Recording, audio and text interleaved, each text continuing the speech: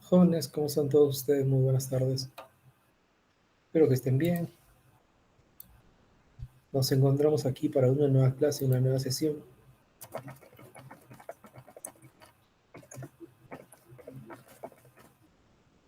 Y lo que nos toca dar cuenta el día de hoy es nociología, ¿no? Otra disciplina filosófica vamos a ver hoy.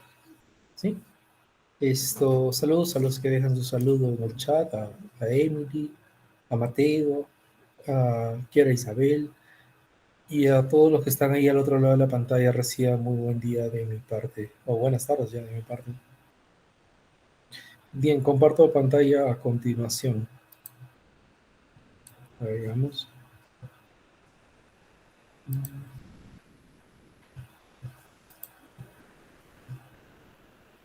Ahí estamos. Compartir.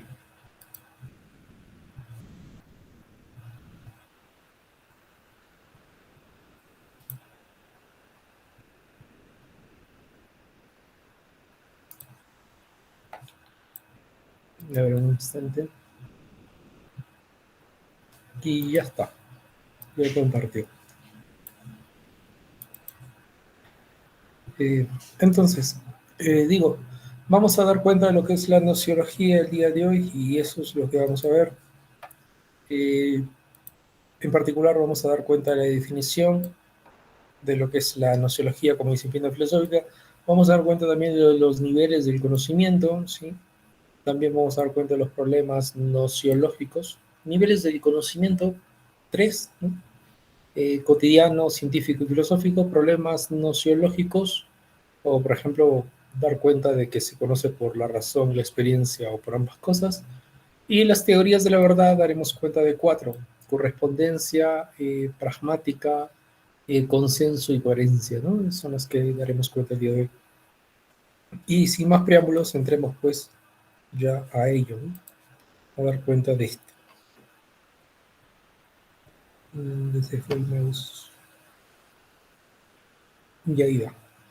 Nociología, ¿no? Disciplina filosófica que estudia el origen del conocimiento, también si es posible conocer, ¿no? Posibilidad, y dar cuenta también de los alcances del conocimiento, ¿no? ¿Nos alcanza a conocer únicamente con nuestros sentidos y nuestra razón? ¿Nos alcanza a conocer únicamente con nuestra humanidad que tenemos? Es lo que precisamente damos cuenta en la nociología, ¿no? Es decir, esta disciplina filosófica va a esclarecer las condiciones en las que se puede conocer, ¿no? Es el origen, la posibilidad y los alcances que tienes para conocer. Y obviamente reflexionar sobre las características del objeto, el sujeto y su relación, ¿no? Ya que si no hay un sujeto que se disponga a conocer un objeto, no existe esta cuestión de interacción, relación, ¿no? Entonces eso es precisamente importantísimo, ¿no? Las cuestiones estas nociológicas. Ahora, las preguntas que se hacen son las siguientes, ¿no? Las preguntas que se hacen con respecto a ello son las siguientes. ¿Qué es el conocimiento? Es la cuestión, ¿no? ¿Qué será el conocimiento? Son las preguntas nociológicas. ¿Es esto, aquello, lo otro? ¿Es netamente científico, netamente filosófico, cotidiano, vulgar? ¿Qué es el conocimiento? ¿Podemos conocer realmente al 100%, lo aproximado, nada, poco, tal vez, quizá? ¿Podemos conocer más allá de nuestra experiencia? ¿Es posible conocer cosas que van más allá de lo físico, por ejemplo? Que también, digamos, que existen en nuestro lenguaje, ¿no? Porque la gente hace alusión a Dios, al alma, al demonio, cosas de ese tipo, ¿no? Entonces, ¿es posible conocer más allá de nuestra experiencia? Es una pregunta nociológica. Y esta que está aquí, ¿cuáles son los límites de nuestro conocimiento? ¿Tenemos límites al momento de conocer? ¿Cuáles serían? ¿No? ¿Y por qué sería así? ¿No? Entonces son preguntas que nos dejan pensando. La filosofía es eso, ¿no? Te deja pensando, ¿no? Y esas son las cuestiones que se plantea en este caso la denominada nociología. Ahora bien, con respecto a los niveles del conocimiento, la nociología distingue 3. El de corte vulgar, cotidiano también llamado, el de corte científico y también lo que viene a ser el de corte filosófico. Con respecto al primero, se dice, se apoya en los hábitos y impulsos, los impulsos inmediatos del sujeto.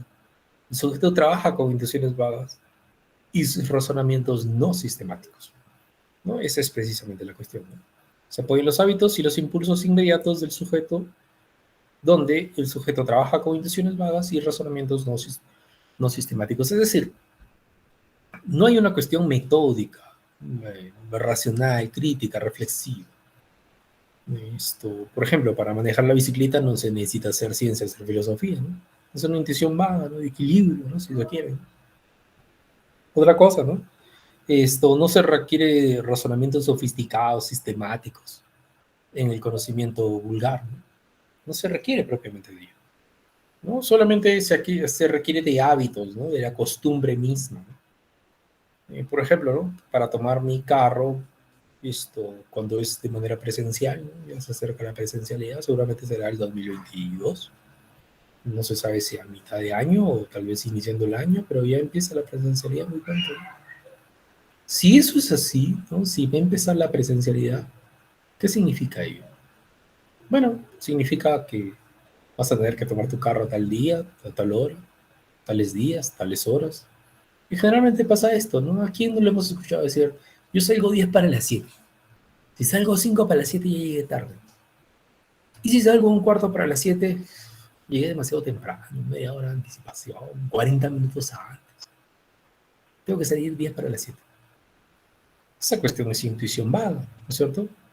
No necesitas experimentar, contrastar,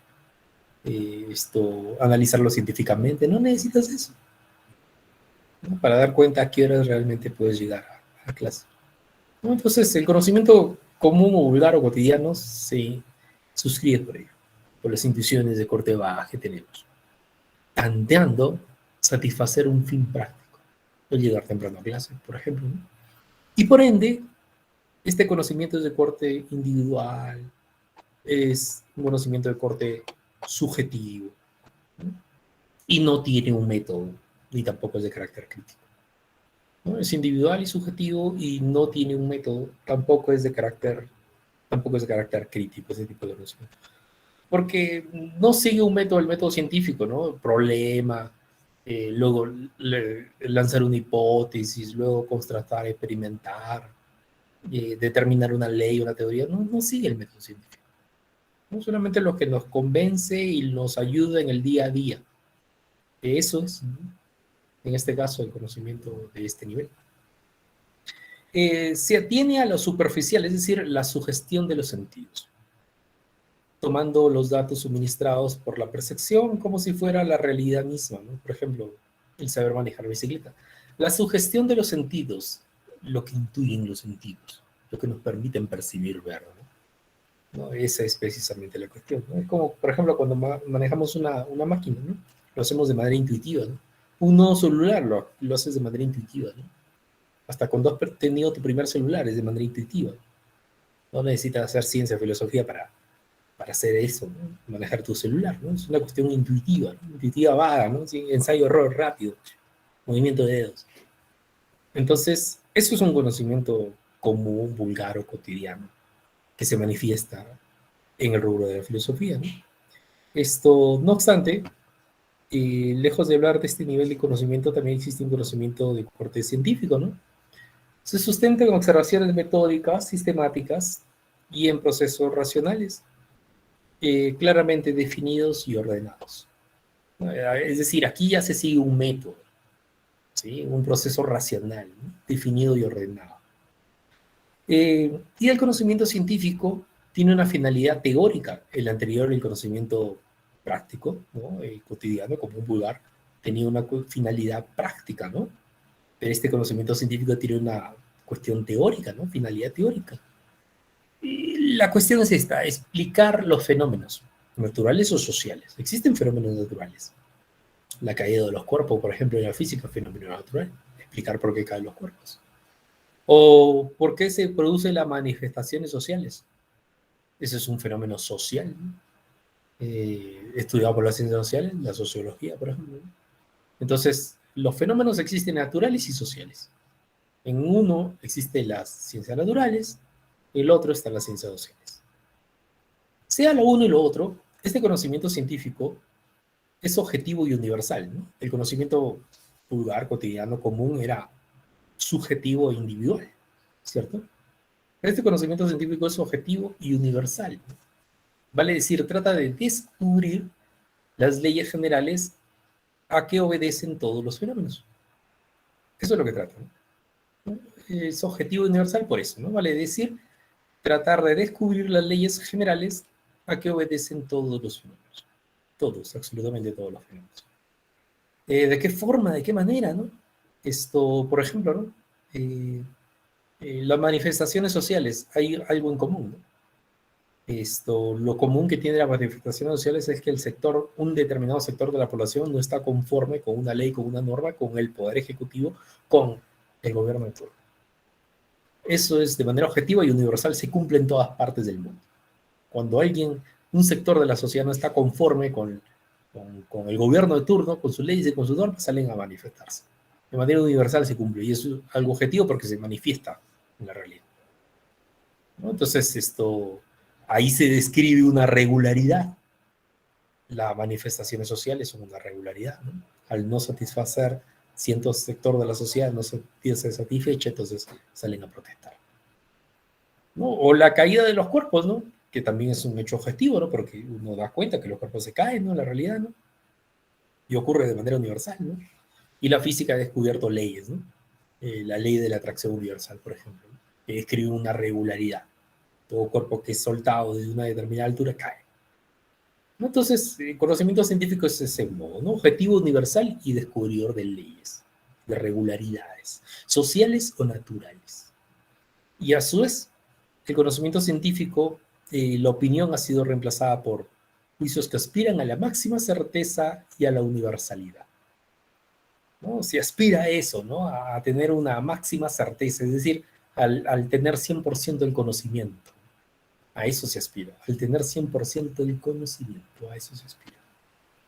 Punto uno. Y punto dos, también se aspira a lo siguiente. También se aspira a que el conocimiento que uno aduzca, que es científico, que uno ha descubierto, sea de corte universal. O sea, son dos cosas fundamentales de todo quehacer o denominado conocimiento científico. Los descubrimientos tengan una certeza aproximada al 100%. ¿Por qué no 100%? ¿Por qué siempre aproximada? Porque, por ejemplo, la superficie no es lisa al 100%, es en un aproximado ahí, ¿no es cierto? Entonces, si damos cuenta de esas cosas, daremos cuenta que no hay un conocimiento al 100%, siempre es un aproximado. Un aritmético, un geómetra te puede decir que conoce las cosas al 100%, siempre es un aproximado, ¿no? Entonces, pero lo que conozca un científico, esto tiene que ser sí o sí de manera o dado de corte universal, ¿no? Es lo que sí o sí ocurre, es lo que sí o sí sucede. Bien, establecidas estas diferencias, también existen otras más, ¿no? Como cuáles, por ejemplo, como las siguientes. Saber científico procede de un modo, procede de modo metódico. Les dije hace unos instantes, ¿no? Señalar un problema, lanzar una tentativa de solucionar un problema, la hipótesis, contrastar, experimentar la misma, y a partir de ahí se arroja un resultado determinado. Esa es la pretensión que se tiene en este caso, ¿no? Después de esto, ¿no? Dar cuenta también de lo que es el conocimiento filosófico, que es otro nivel de conocimiento, ¿no? O otro tipo de conocimiento, ¿no? Aplica permanentemente la crítica a sus propios métodos y principios, ¿no? Eso es lo que ocurre. La filosofía es la única que a sí misma se puede revisar y sigue siendo filosofía. Un físico, un matemático, un biólogo, un economista, revisa sus principios, sus leyes, su metodología de trabajo y ya deja de ser eh, física, matemática, economía o demás. Es decir, deja de ser ciencia y pasa a ser filosofía. La filosofía es la única que se puede revisar a sí misma y sigue siendo filosofía. Las ciencias, si se empiezan a revisar a sí mismas, dejan de ser ciencia y pasan a ser filosofía de la matemática, filosofía de la física, filosofía de la economía, filosofía de la biología y así demás, ¿no? Entonces, es una de las características del conocimiento filosófico. La filosofía trata de abarcar la totalidad de la realidad mediante la reflexión. que hace el espíritu sobre su propio poder adquisitivo, ¿no? Es decir, una de las características de la filosofía es que sea universal, totalizadora, abarcadora. Los griegos, por ejemplo, no se preguntaron cuál es el origen de Grecia, se preguntaron cuál es el origen del universo. Filósofos de la modernidad como Descartes, siendo francés, no se preguntó cómo conoce el ser humano en Francia, se preguntó cómo conoce el ser humano en general, en todas partes del mundo. Entonces, es abarcador, totalizador, ¿no? Esto, universal el conocimiento filosófico. Investiga la legitimidad de todo conocimiento científico. ¿Cómo es esto, no? El instrumento espiritual del que se vale el investigador y los fundamentos en que se apoya para sacar también sus conclusiones, ¿no? ¿Cómo sería esta cuestión, no? Lo que pasa es que la filosofía misma indaga, ¿no? El instrumento a partir del cual procede todo investigador y los fundamentos sobre los cuales se apoya sus principios y sus conclusiones de la investigación, de todo aquel que dice hacer conocimiento científico, de todo aquel que dice ser investigador. La filosofía va y constantemente revisa. ¿Por qué? Porque es el conocimiento más elaborado que se dice que hace el ser humano, entre la ciencia. Otra de las características propias del conocimiento filosófico es que la filosofía es racional, ¿no? Es radical porque va hacia la raíz misma, ¿no? Hacia el origen o principio de, ¿no? Los filósofos presocráticos fueron radicales. ¿Cuál es el origen o principio del universo, ¿no? Se preguntaban ellos, ¿no? O en el caso, por ejemplo, de lo que viene a ser también, ¿no? En el caso, por ejemplo, de lo que viene a ser también en este caso, las cuestiones, llamémosle así, cartesianas, ¿no? ¿Cuál es el origen o principio del conocimiento, ¿no? La razón, decía él, ¿no? Entonces ahí está teniendo un comportamiento radical, ¿no? Tanto los filósofos presocráticos como Descartes, que aducen al origen del universo unos del conocimiento del otro, ¿no? En este último caso de Descartes. Y problemático porque la filosofía siempre va y cuestiona, problematiza las cosas, ¿no? Así un conocimiento esté muy seguro, tenga mucho prestigio, la filosofía va y la cuestiona. Por ejemplo, los primeros agujeros negros del universo, ¿no? Que se descubrieron, se decía que ninguno de ellos tenía espacio, sin embargo uno de ellos iba a terminar absorbiendo todo el universo, y los filósofos que reflexionan sobre la ciencia, los de epistemología, dijeron: oye, un momento, ¿cómo puede ser posible que exista algo que no tenga espacio y que sin embargo absorba todo el universo? ¿Dónde lo va a poner? ¿Dónde se lo va a llevar? ¿Dónde lo va a tener si en realidad no tiene espacio? ¿Pueden explicar un poco eso mejor, por favor? Era la cuestión que se remite a lo que es el quehacer problemático de la filosofía. Problemas nociológicos, entremos a esta parte, ¿no? El dogmatismo, que te hace la siguiente alusión, ¿no? La posibilidad del conocimiento. Te dice: ¿es posible conocer? Ese es el planteamiento inicial, ¿no? Te dice que sí es posible conocer, ¿no? ¿Y en dónde se afianza eso, no? Sustento en la confianza de la razón humana. La razón lo es todo para conocer. Platón, por ejemplo, hacía alusión de que el mundo de las ideas se llega a inteligir, ¿no? Es decir, se llega a pensar con la mente. La razón lo es todo. Descartes pensaba que la razón abre paso al conocimiento. Pienso, producto de que pienso existo, y a partir de ahí me doy cuenta que todas las cosas son posibles de conocer. John Locke, ¿no? Lo que capto a través de mis sentidos son ideas, pero esas ideas, que son de carácter simple, se asocian en mi mente y conforman ideas complejas, compuestas. En mi mente tengo ideas simples producto de captar el mundo exterior. El color marrón, la madera, el melamine, el plástico, el vidrio, el metal y los distintos colores que conocemos, ¿no? Materia y colores, por ejemplo, ideas simples. Cada una de las materias que he señalado, ideas simples. Cada uno de los colores, ideas simples. Si yo los asocio, ¿no? Mesa de plástico color blanca, asociaste ahí un color blanco y la materia, en este caso el plástico. Y entonces conformaste en tu mente, ¿qué cosa? Ideas complejas o compuestas. Para John Locke, eso es precisamente un sustento que afirma que hay que tener confianza en la razón porque es ella quien elabora conocimiento, ¿no? Entonces, estos tipos eran dogmáticos intelectualistas. Pensaban que el conocimiento sí o sí es posible que se dé, ¿no? Esa es la característica de estos tipos. Y al afirmar que el conocimiento es posible que sí o sí se dé, Entonces estamos hablando de personas que, llamémosle así, esto son dogmáticas, ¿no? Como en la religión, ¿no? Existen los dogmáticos religiosos, aquellos que creen que la fe, el rezo lo es todo. Cerrado. Así, así es. En cambio, en el dogmatismo de corte filosófico es aquellos filósofos que piensan que la razón lo es todo para conocer. Cerrado. Así, así es. Sin más que decir. Pero por otro lado existe el escepticismo, ¿no? Que te dice lo siguiente, el escepticismo, ¿no? El conocimiento no es posible, ¿no? Para los escépticos. El conocimiento como aprehensión del objeto es imposible. No debemos pronunciar ningún juicio, sino abstenernos totalmente de juzgar, hacer epogé. Hay que hacer epogé, ¿no? Hay que hacer epogé. ¿Cómo es esto, no? Suspender el juicio. Epogé es una palabrita griega, traducida al castellano es suspender el juicio. Eso es, ¿no? Suspender el juicio. Esa es la cuestión. Ahora, ¿suspender el juicio de qué? De todo, porque los sentidos y la razón no nos alcanza para conocer, por lo tanto hay que suspender el juicio de todo, absolutamente de todo. Por lo tanto, el escepticismo se fija exclusivamente en el sujeto e ignora por completo la significación del objeto. No me importa qué significa el objeto. Lo que me importa es reconocer que el sujeto no puede conocer el objeto, ¿no? Entonces, eso es, ¿no? Así de radicales, bueno, sí, ¿no? Precisamente existen rubros de radicalidad, ¿no? O rubros de escepticismo. Uno de ellos es el de corte radical, que te dice, como el de Pirrón de Lis, que te circunscribe a lo siguiente, ¿no?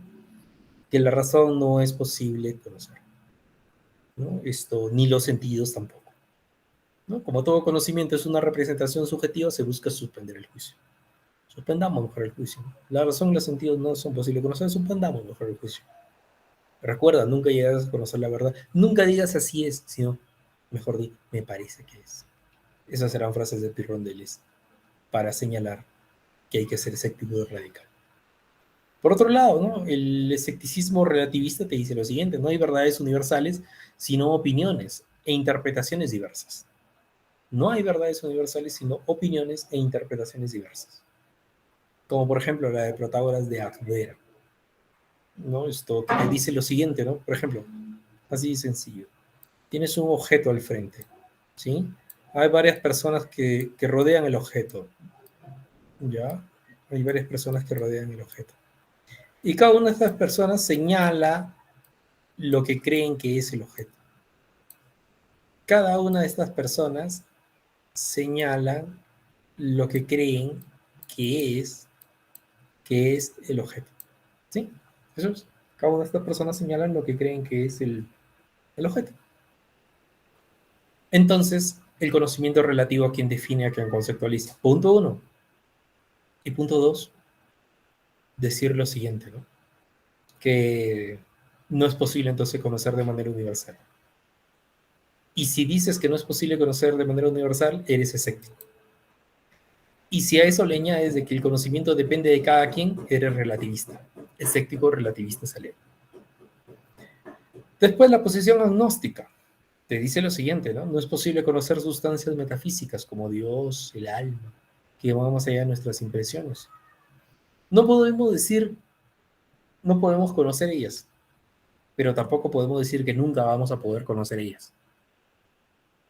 Análogamente hablando, es como decir, Dios existe para ti, y tú dices, no te digo que sí, pero tampoco te digo que no. No lo sé, pero no digo que sí, tampoco digo que no. Cuando estás ahí en el límite entre no y el sí, es un agnóstico, ¿no? Esa es la posición agnóstica que se hace alusión a Hume en ese caso, ¿no? Entonces, esos son los tres niveles, los tres tipos de escepticismo que tenemos que dar cuenta. Y después hablemos del criticismo de Kant, que circunscribe a lo siguiente, ¿no? Te dice, podemos conocer, pero solo conocemos parcialmente la realidad. Conocemos fenómenos, cosa para mí, representación, apariencias, ¿sí? Pero no conocemos números, cosas así, reflejo, esencia. No podemos conocer ello.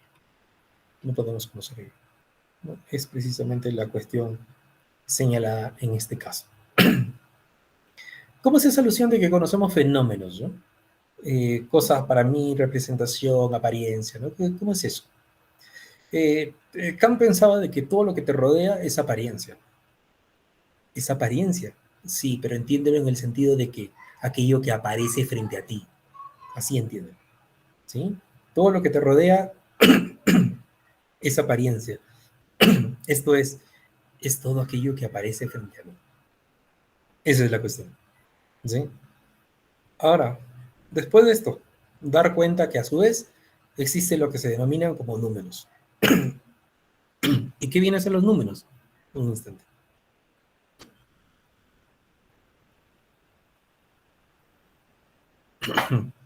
¿Y qué vienen a ser los números? Es la cosa en sí, la esencia de las cosas que no se puede conocer. Entonces, esa es la cuestión del conocimiento para Kant, en su ámbito de la posibilidad, ¿no? Entonces, solamente conozco lo que aparece frente a mí y nunca conozco la esencia de aquello que aparece frente a mí. En pocas palabras. Su inclinación dogmática lo lleva a aceptar la existencia de las cosas independientes al sujeto. ¿Para Kant las cosas sean independientes al sujeto? Pues sí. ¿Cómo? Es que cuando nosotros decimos algo de las cosas, ¿el error está en las cosas o el error está en nosotros? En nosotros, ¿cierto? Quienes se equivocan son nosotros, no las cosas. Por lo tanto, las cosas son independientes del sujeto, ¿no? Y hacen ahí independientes. Que el sujeto sea entre comillas, un tonto que no puede llegar a conocer 100% de las cosas, el problema del sujeto, pero no del objeto. El objeto está ahí. Los objetos están ahí, las cosas están alrededor para ser conocidas por nosotros. Es lo que versa Kant. Su inclinación escéptica, no obstante, dice que la razón crea todas las formas existentes, ¿no? Es decir, el conocimiento es dado por la razón porque está la que crea todo el conocimiento que hay a nuestro alrededor, ¿no? Señala las cualidades y características de las cosas. ¿Quién? La razón. Por lo tanto, la razón es la única responsable del conocimiento. Entonces, ¿es racionalista? No, porque primero hace alusión de que los sentidos captan y tu razón ordena, define, conceptualiza eso que tus sentidos captan. Y a su vez, esto se señala que la razón crea todas las formas existentes de posibilidad de conocimiento, de posibilidad de conocer cosas. La razón es la única que nos orienta, ¿no? Nos dice, me gustaría ir a conocer tal ciudad, me gustaría ir a conocer tal país, me gustaría ir a conocer tal sociedad, me gustaría ir a conocer tal cultura. ¿Quién dice eso? ¿Tu sentido? ¿No? Tu razón, ¿no? Y sería la que crea todas las formas existentes de posibles de conocer, posibles de conocer. Además de esto, recomienda examinar todas las afirmaciones de la razón humana y no aceptar nada despreocupadamente, dice Kant, ¿no? Eso es, ¿no? Recomienda examinar todas las afirmaciones de la razón humana y no aceptar nada despreocupadamente. Todo hay que reflexionarlo y, si es posible, cuestionarlo, si cabe el caso. Por otro lado, el origen del conocimiento, ¿no? Se dice lo siguiente, ¿no? Proviene de ratio, el racionalismo, que es una corriente que da paso y te dice cuál es el origen de nuestro conocimiento, ¿no? Y a su vez defiende la cuestión universal y necesaria, ¿no? Se origina en la razón esta cuestión universal y necesaria. Como por ejemplo lo es la matemática, ¿no? La matemática es un conocimiento universal y necesario, ¿no? Y rechaza así los sentidos porque nos engañan. ¿Los sentidos nos engañan? Sí, nos engañan. A veces no te ha pasado de que estás caminando por la calle, quieres ver un amigo, una amiga, lo saludas, no responde tu saludo, vas a ver qué ha pasado, de repente se ha peleado y tú no sabes, se peleó contigo y tú no sabes, ¿no? Entonces después te das cuenta que no era la persona que pensabas que era, ¿no? No era el amigo que pensaste que tenías que saludar. Te pide disculpas, disculpe señor, ¿no? Entonces los sentidos erran, ¿no? Por lo tanto la razón hay que darle mayor primacía, por decirlo de modo. Plantea la tesis del innatismo cognitivo, es decir, existen verdades de razón, el todo es mayor que la parte, ¿no? Esa es la cuestión, ¿no? Plantea la tesis del innatismo cognitivo. Existen verdades de razón, el todo es más que la parte, por ejemplo, ¿no? O la idea de Dios, la idea del yo pienso, son ideas también innatas que defendía Descartes, por ejemplo, la idea de las fórmulas matemáticas también. Y Descartes se apoyaba, junto con el racionalismo en general, se apoyaba mucho en las ciencias formales, porque son producto de la razón, se dice. y por lo tanto se apoyan en el método deductivo, ¿no? A partir de una generalidad se empiezan a deducir cosas particulares. Representante de esto, Descartes, Spinoza y Leibniz están allí dentro de esta posición nociológica del racionalismo. Por su parte está, por otro lado está el empirismo, ¿no? Que te dice lo siguiente, ¿no? Proviene de empiria, que hace alusión a experiencia. Plantea la tesis de la tabula rasa, los empiristas, ¿no? Señala que nada hay en la razón que no haya estado antes en los sentidos, ¿no? Esa es la razón. Nada hay en la razón que no haya estado antes en los sentidos. Considera que hay verdades de hecho como el agua hierve a 100 grados, por ejemplo, y que es algo que se establece por los sentidos, no por la razón. ¿No? Los sentidos, pero de manera indirecta, ¿no? Porque no es que metes el dedo y dices, ah, ya estoy hirviendo a 100 grados. No, siempre se hace con un instrumento de medición, pero que el mismo forma parte de la experiencia, ¿no? Se apoya, si el racionalismo se apoya en las ciencias, llamémoslo así, si el racionalismo se apoya en las ciencias formales, ¿no? El empirismo se va a apoyar en las ciencias fácticas, ¿sí?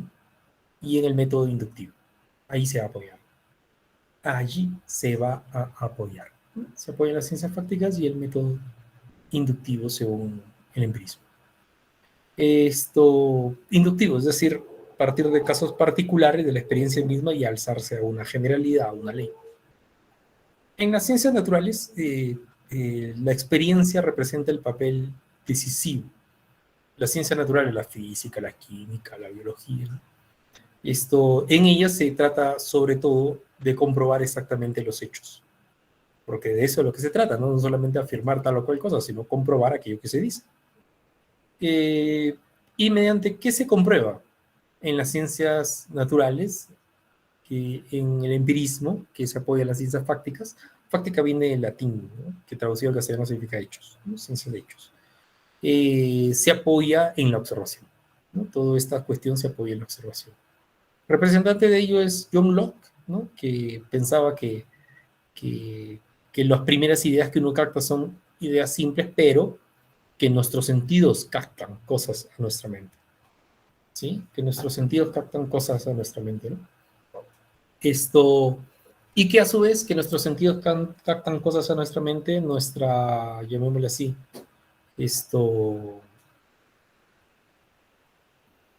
nuestra mente es pasiva y que después de un rato despierta y empieza a conformar ideas de lo captado. Entonces, John Locke pensaba eso, ¿no? Captas ideas simples, con tus sentidos del mundo exterior captas, pero tu mente está así. Y después cuando ha captado, despierta y empieza a conformar ideas compuestas o complejas, dice John Locke. Entonces, la experiencia, los sentidos lo son todo. Berkeley también afirmaba eso, ¿no? Si algo es porque es percibido por los sentidos. Y su frase es, ser es ser percibido. Y Hume, que hablaba de las impresiones de sensación y las impresiones de reflexión. En las impresiones de sensación, las experiencias externas. En las impresiones de reflexión, las experiencias internas. Por ejemplo, impresiones de sensación, experiencias externas, como es en este caso el estar en el teatro, el estar en el estadio, ¿no? E impresiones de internas, impresiones internas, experiencias internas, o impresiones de reflexión simplemente. Tenemos la alegría, la tristeza, la cólera, ¿no? Estados de ánimo, en pocas palabras, que también son tipo de experiencias para Hume, ¿no? Experiencias internas, pero finalmente lo son, ¿no? Entonces, esos son los máximos representantes del empirismo que estamos comentando. Y luego de esto tenemos lo siguiente, ¿no? El criticismo, ¿no? Que hace alusión en esta oportunidad a lo que es el origen, ¿no? El origen del conocimiento se finda en la razón, en la experiencia, ahí están los racionalistas empiristas, y ahora tenemos los criticistas, el criticismo, que únicamente le corresponde aquí a Kant. ¿Qué hace alusión a lo siguiente? Considera la experiencia y el pensamiento como fuentes de conocimiento. Con los sentidos tú captas y con tu mente vas procesando, definiendo, conceptualizando eso que con tus sentidos, vas captando. Esa es precisamente la ilusión del criticismo, ¿no? Nuestro conocimiento presenta elementos a priori, ¿no? Independientes de la experiencia, y estos factores son de naturaleza formal, ¿no? No son contenidos, sino formas del conocimiento. Ojo, ¿eh? ¿Cómo es esto, no? Nuestro conocimiento presenta elementos a priori. Es que con tus sentidos captas las cosas y con tu mente vas definiendo, conceptualizando según lo que tú crees que son las cosas, ¿no? El sujeto es constructor del conocimiento en pocas palabras, ¿no? Eso es. Eh, la experiencia brinda datos, pero la razón los organiza, ¿no? Es decir, los sentidos captan cosas del mundo exterior, pero es tu razón, tu mente, quien organiza, procesa, sintetiza. ¿Qué cosa es eso? Darle cualidades y características a aquello que tus sentidos, aquellas cosas que tus sentidos van captando. Ese es el kit del asunto de Kant. Eh, Ahora, existen para él condiciones a priori que posibilitan la experiencia. La sensibilidad, por ejemplo, ¿no? Que tiene formas a priori, el espacio y tiempo. El espacio y tiempo es a priori en ti, está en tu mente. ¿Y por qué habla de sensibilidad? Porque, porque es la envoltura donde yacen los hechos, donde se dan los hechos. Por ejemplo, ¿no? Conocí a tal persona tal día y en tal lugar. Tal día, tiempo, tal lugar, espacio. Entonces, el espacio y tiempo son formas a priori, le dan envoltura a los hechos, ¿no? Le envuelven los hechos. Entonces ahí ubican los hechos. Y si estamos hablando de que ubican un hecho es externo. Por lo tanto, se habla de la sensibilidad allí, el espacio y tiempo, formas a priori de ti, que te permiten ubicar las cosas, los hechos. Y también, por otro lado, está el entendimiento, ¿sí? Que precisamente se maneja a través de categorías. Las categorías son un sinfín, son como 12. ¿Y qué son categorías? Conceptos puros del entendimiento. Simplemente dile conceptos que yacen en tu entendimiento y que te permiten ubicarte en el alrededor, en este espacio y tiempo. Te permiten ubicarte. Como, por ejemplo, existe la categoría de unidad, pluralidad y totalidad. Y te permite ubicar en un salón de clase. Y decir lo siguiente, ¿no? Cuando estamos de manera presencial en un salón de clase, decimos lo siguiente. Todos los objetos que están en este salón de clase sirven para estudiar. Algunos alumnos utilizan mochila y otros alumnos utilizan morral, ¿no? Lo primero es, todos los objetos que están en esta salón de clase sirven para estudiar, es una totalidad, es un concepto de la totalidad, del total. Algunos alumnos utilizan esto, otros aquello, haces alusión a pluralidad. Estás hablando de algunos. Y por otro lado, está por ejemplo, cuando se hace alusión a lo siguiente, ¿no? Lo que es la unidad, ¿no? Existe un objeto distinto a todos los demás. Existe un objeto distinto a todos los demás. Bizarro, único, distinto a todos los demás en un salón de clase. Ahí aplicaste el concepto de unidad. Entonces, la totalidad, pluralidad, unidad son categorías a priori que tú tienes aquí arriba en tu mente, ¿no? El profe es innato, no, porque para Descartes es tú te quedas así y te brotan ideas. Para Descartes es que tú tengas que interactuar. Para Kant es que tú tengas que interactuar con la realidad para que afloren conceptos en tu cabeza, ¿no? Esa es la distinción. Ahora, Kant afirmaba que la razón sin los sentidos es vacía, ¿no? La razón sin los sentidos es vacía, ¿no? ¿De qué sirve la razón si no hay sentidos que lleven información del mundo exterior hacia su mente? La razón sería vacía, anduviese vacía. Por otro lado, los sentidos sin la razón son ciegos. ¿De qué sirven los sentidos llevando información si no hay una mente, una razón que ordene toda esa información? Entonces tus sentidos andarían así, ciegos. No hay nadie que nos ordene, que nos guíe. La razón precisamente es ello. Representante de esta postura es Kant, como lo percibimos aquí. Kant. Y después hablemos de lo que es el problema de la verdad. El problema de la verdad. ¿Qué es la verdad? La verdad no existe en la realidad, para empezar. Ah, no, no. Es una propiedad de las proposiciones, afirmaciones, enunciados o creencias. En pocas palabras, es una propiedad del lenguaje o que se asocia al lenguaje, ¿sí? Determinar criterios de verdad es importante para la nociología, pues el conocimiento debe ser verdadero para adquirir justamente el rango de conocimiento. Al respecto han surgido diferentes teorías que se verán a continuación. Por ejemplo, ¿no? Cuando hacemos alusión a lo que es la verdad. Veamos ella. Teoría de la correspondencia, ¿no? Las oraciones o proposiciones son verdaderas, bien, si y solo si se corresponden con la existencia de un estado de cosas, eventos o hechos. Por ejemplo, yo digo todos los cuerpos caen, es una proposición, una oración, y que será verdad si vamos a la realidad y damos cuenta que en efecto todo objeto que es soltado cae. Entonces la proposición se corresponde con el hecho. Cuando ocurre eso, esa proposición es una verdad por correspondencia. ¿Sí?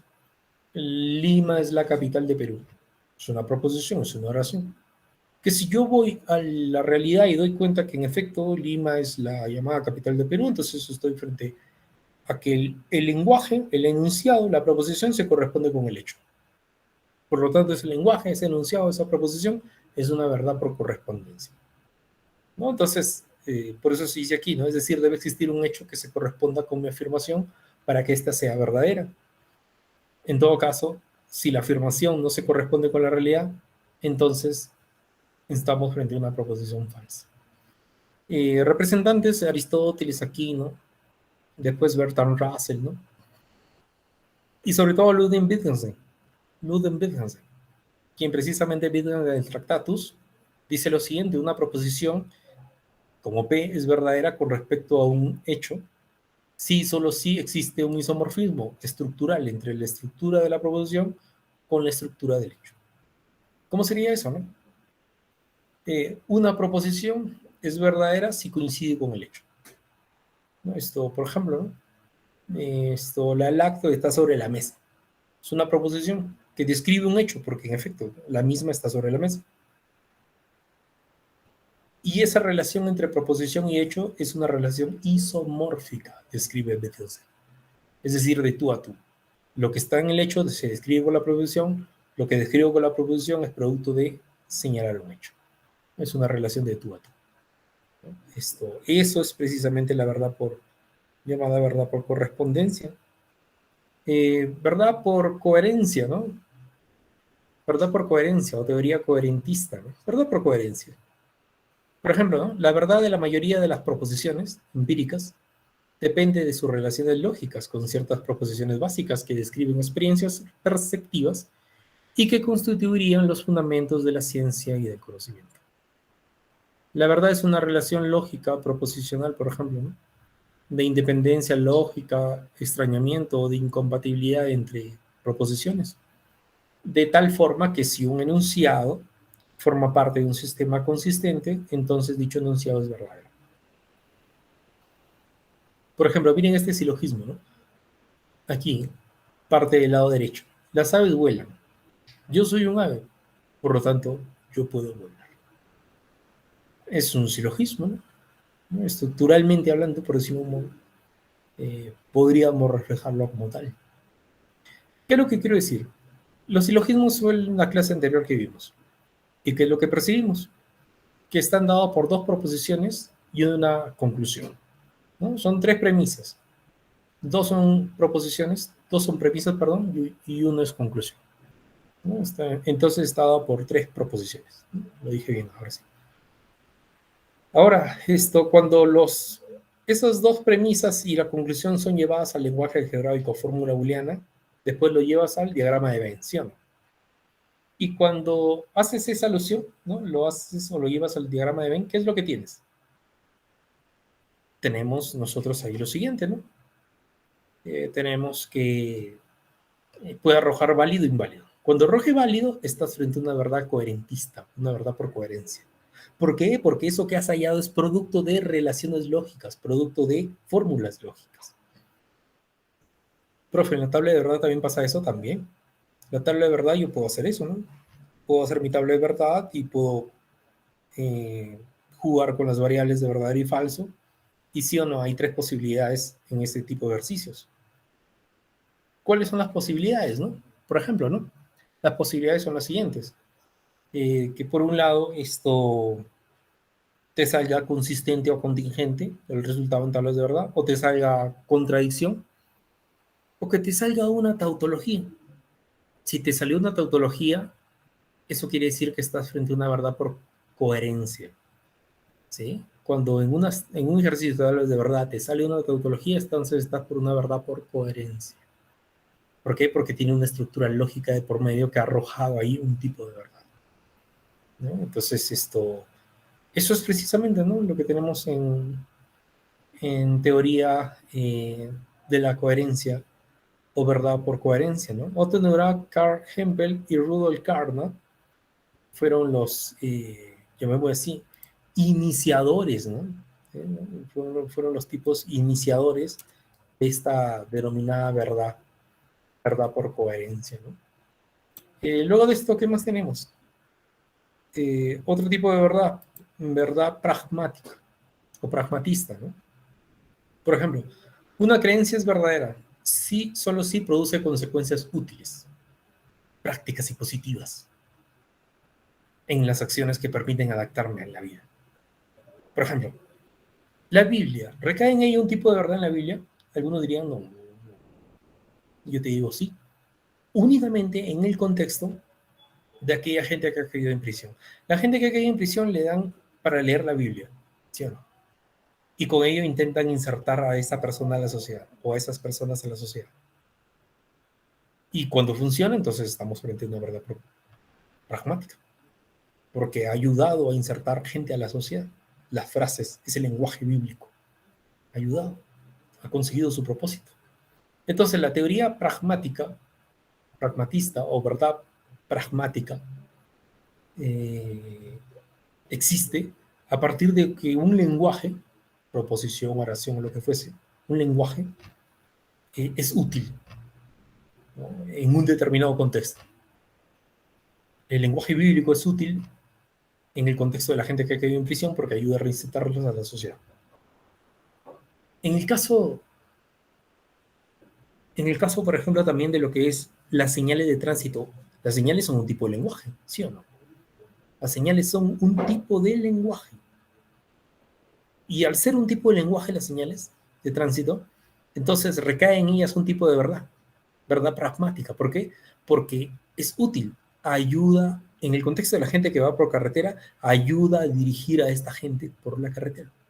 Entonces, teoría pragmática, verdad pragmática, es de corte útil en ese caso, ¿no? Entonces, eso es lo que es una verdad pragmática, no olvidar, ¿no? Un lenguaje, cualquiera sea el mismo, que en un determinado contexto es útil. Por lo tanto, si lo es, estás frente a una verdad pragmática en ese lenguaje. Luego, verdad consensualista o verdad por consenso, ¿no? Eso es lo que se tiene, ¿no? Verdad por consenso. El exponente de esta teoría es Jürgen Habermas. Él sostiene que una pretensión de validez es algo que es lícito entablar. Esto es algo que puede justificarse, que puede hacerse valer, algo que se pueda legitimar o defender, o que pueda ponerse en discusión, por ende reconocerse o rechazarse, ¿no? Aquello que se legitima, aquello que se justifica, aquello que se defiende, aquello que se hace mediante una discusión y se llega, llamémoslo así, a un acuerdo, entonces dicho acuerdo será una verdad por consenso. Eso es lo que defiende. Así, por ejemplo, para Habermas el discurso es aquella forma de comunicación caracterizada ¿por qué? Por la argumentación, la pretensión de validez de un enunciado. Se debe fundamentar mediante argumentos sólidos que sean aceptados como válidos, pues en los discursos intercambiamos no informaciones, sino argumentos, ¿no? Habermas pensaba eso, ¿no? Cada vez que tienes un discurso de algo o de aquello, no intercambias información, sino argumentos. Entonces, para hacer que tu discurso sea válido, verdadero, ¿no?, tiene que haber allí una pretensión de validez de tu enunciado que lanzas, que hablas, que señalas, que precisas. Dichos actos, es decir, estos discursos que intercambiamos entre las personas, deben cumplir 4 pretensiones de validez. Que sean inteligibles, inteligibles es decir, que sean fáciles de distinguir, que sean veraces, que transmitan algo tomado como verdadero. Y así, pues, él dice que se puede buscar un acuerdo sobre los valores y normas comunes, por ejemplo. En ciencia existen verdades por consenso que han sido producto del acuerdo, producto del grado inteligible, veraz, producto de querer transmitir algo y que apoya a la sociedad. Por ejemplo, los pesos y medidas. ¿Qué duda cabe que son verdades por consenso, verdades por acuerdo?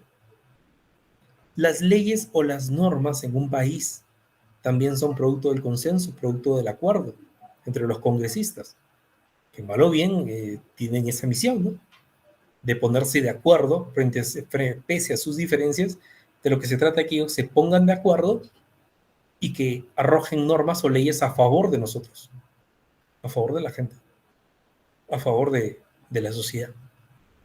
Pero para ello, ¿qué tienen que hacer? Intercambiar, no información, sino argumentos, para armar o hallar un acuerdo. Mayoría manda. Entonces, la mayoría llega al acuerdo y dice tal ley o tal norma va, o simplemente no va. Entonces, ahí tienes precisamente ejemplos de verdad. No olvides que la verdad se ciñe al lenguaje mismo, y el lenguaje va a ser verdadero en la medida en que, ¿qué?